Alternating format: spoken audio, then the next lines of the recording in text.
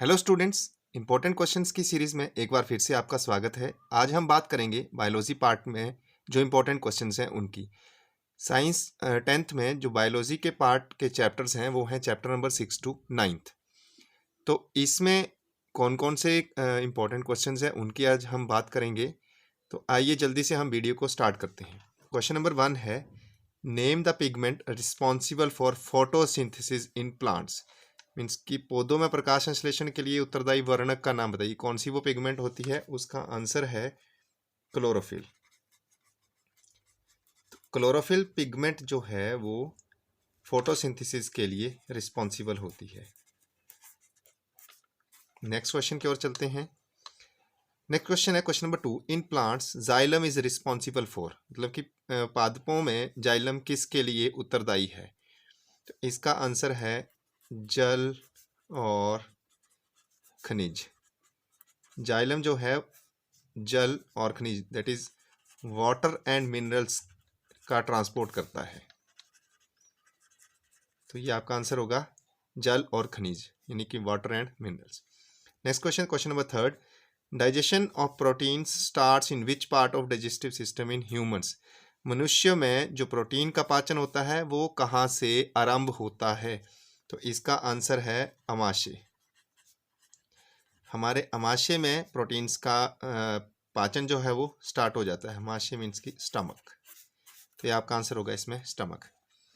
Next question की ओर चलते हैं हम। क्वेश्चन नंबर 4, क्वेश्चन नंबर 4 है, right the name of the element found in haemoglobin. Haemoglobin में पाए जाने वाले तत्व का नाम लिखिए। हीमोग्लोबिन एक वर्णक होता है, मीन्स पिगमेंट होती है, और ये हमारे ब्लड में पाई जाती है। तो इसमें कौन सा तत्व होता है? इसका आंसर है आयरन। आयरन, इंग्लिश में भी इसको हम आयरन ही लिखेंगे, या आप लोहा भी लिख सकते हैं। आयरन और लोहा one of the same thing. Next question की ओर चलते हैं। क्वेश्चन नंबर 5, क्वेश्चन नंबर 5 है, पादप में फ्लोएम डैश के लिए उत्तरदायी है। In plants phloem is responsible for dash. तो इसका सिंपल सा आंसर है कार्बनिक यौगिक। कार्बनिक यौगिक एग्जाम्पल जैसे शुगर। यहाँ पर मतलब ये है कि पादप जो है वो जो फ्लोएम उत्तक होता है वो किसके लिए उत्तरदायी है? तो पत्तियां जो भोजन बनाती हैं उसको फ्लोएम उत्तक जो है वो पौधे के सभी भागों तक पहुंचा देता है। दैट इज कार्बनिक कंपाउंड इसका आंसर होगा। क्वेश्चन नंबर 6 की ओर चलें। Right the full forms of ATP and ADP. ATP और एडीपी का पूरा नाम लिखना है। तो एटीपी और एडीपी इनके जो नाम हैं इट इज एडिनोसिन ट्राइफॉस्फेट और एडिनोसिन डाइफॉस्फेट। टी से होगा ट्राइफॉस्फेट और डी से होगा डाइफॉस्फेट। एडिनोसिन ट्राइफॉस्फेट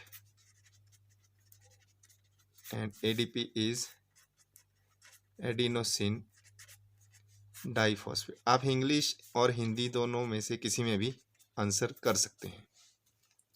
इसी तरह नेक्स्ट क्वेश्चन है, right full form of ECG।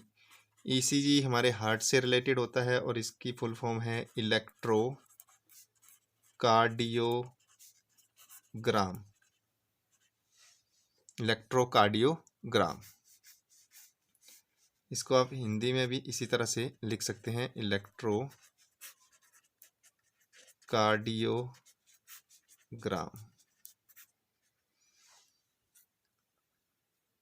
बहुत ही इजी से क्वेश्चंस हैं इस यूनिट में से। नेक्स्ट क्वेश्चन है, और ये क्वेश्चन जो है वो ब्रेन वाले चैप्टर से रिलेटेड है। क्वेश्चन है, which part of the brain maintains posture and equilibrium of the body. Means कि मस्तिष्क का कौन सा भाग शरीर की स्थिति तथा संतुलन का अनुरक्षण करता है? तो इसका जो आंसर है वो है अनुमस्तिष्क। अनुमस्तिष्क, हिंदी में बात करूं तो इसको अनुमस्तिष्क, और इंग्लिश में इसको बोलते हैं सेरिबेलम। सेरिबेलम, ये ब्रेन का पार्ट होता है और ये पोस्चर और इक्विलिब्रियम को मेंटेन करता है बॉडी की। Next important question, the gap between two neurons is called a dash. दो न्यूरॉन के मध्य खाली स्थान को क्या कहते हैं? तो इसका आंसर है साइनैप्स। साइनैप्स, हिंदी में भी इसको साइनैप्स या सिनेप्स बोलते हैं।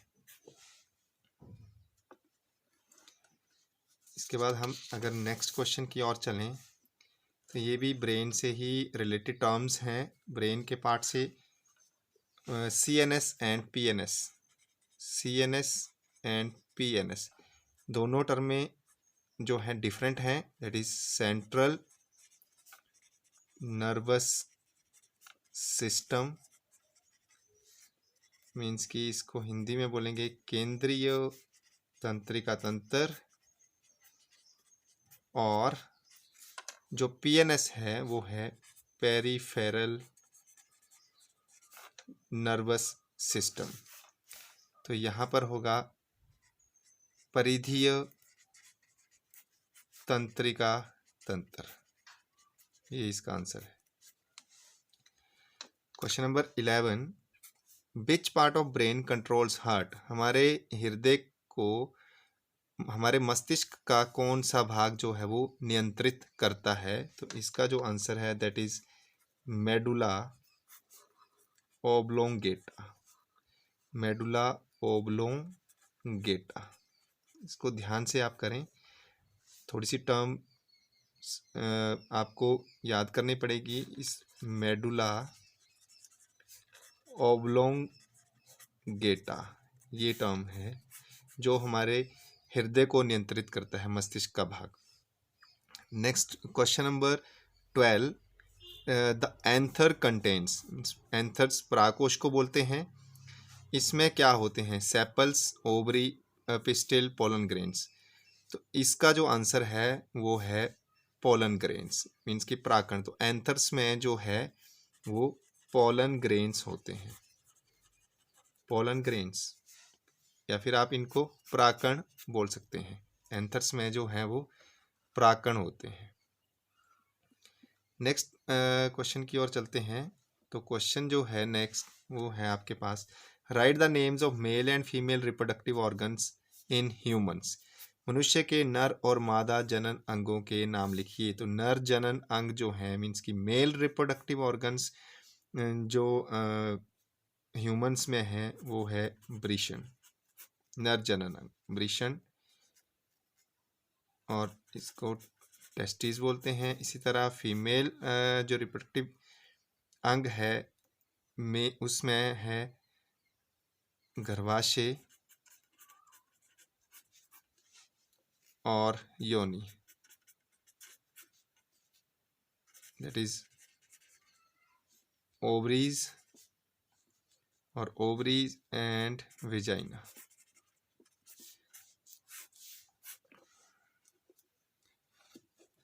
नेक्स्ट क्वेश्चन है, name the organisms which reproduce by multiple fission.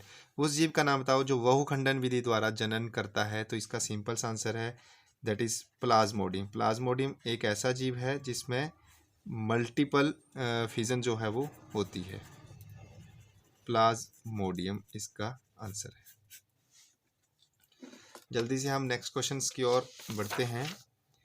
Next question हमारे पास जो है वो बहुत ही सिंपल सा क्वेश्चन है। Question number 15, how many pairs of chromosomes are there in humans. मानव शरीर में गुणसूत्रों के कितने जोड़े पाए जाते हैं? तो your answer should be 23 pairs, means कि 23 जोड़े जो हैं वो इसमें से पाए जाते हैं chromosomes. Next question, who was father of heredity.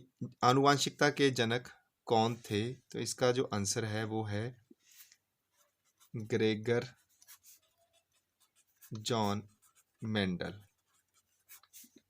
That is Gregor, English में इसकी स्पेलिंग होगी जॉन मेंडल। अब जल्दी से जो है नेक्स्ट क्वेश्चन की ओर चलते हैं। उसमें है HIV और एड्स की दो फिर से एक्सपेंड करनी है, ये फुल फॉर्म लिखनी है इनकी आपने। HIV होता है ह्यूमन इम्यूनो डेफिशिएंसी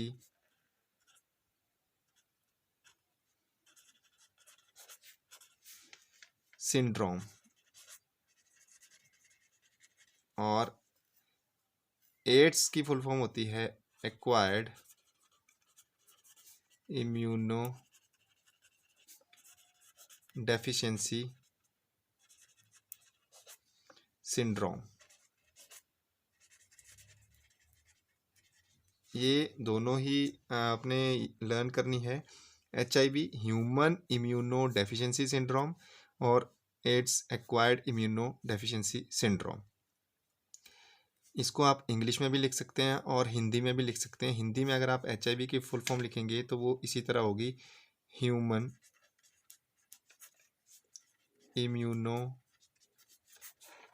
डेफिशिएंसी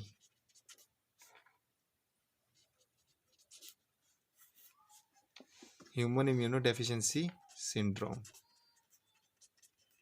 इस तरह से। और इसकी होगी एक्वायर्ड इस तरह से आप लिखेंगे इसमें, immuno deficiency syndrome. Next question है, who formulated the theory of evolution, means जैव विकास का सिद्धांत किस वैज्ञानिक ने प्रतिपादित किया? तो इसका जो आंसर है वो है चार्ल्स डार्विन। ये इसका आंसर होगा आपका। जल्दी से लास्ट क्वेश्चन की ओर चलते हैं। क्वेश्चन है, who formulated the hypothesis that evolution took place due to natural selection. दोनों ही क्वेश्चन जो हैं वो एक दूसरे से मिलते जुलते हैं और इसका भी आंसर जो है वो चार्ल्स डार्विन ही है। तो ये जो क्वेश्चंस थे ये कुछ एक इम्पोर्टेंट क्वेश्चंस थे इस यूनिट में से, जिसमें 4 चैप्टर्स थे। आगे के जो नेक्स्ट यूनिट है उसमें हम और इम्पोर्टेंट क्वेश्चंस की बात करेंगे। वो जो पार्ट है वो फिजिक्स से रिलेटेड है। तब तक के लिए आप इन क्वेश्चंस को ध्यान से कंप्लीट करें। Thank you.